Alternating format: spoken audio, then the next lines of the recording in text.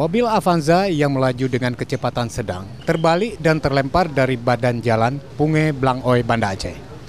Dalam hujan yang deras, mobil diduga pecah ban dan pengemudinya tak bisa mengendalikan kemudi hingga menabrak trotoar. Menurut pengakuan warga, mobil sempat berguling-guling beberapa kali dan terlempar belasan meter. Benturan mobil juga menyebabkan pohon di trotoar jalan tumbang. Mobil ini dikemudikan sepasang kekasih yang rencananya hendak menikah beberapa pekan ke depan.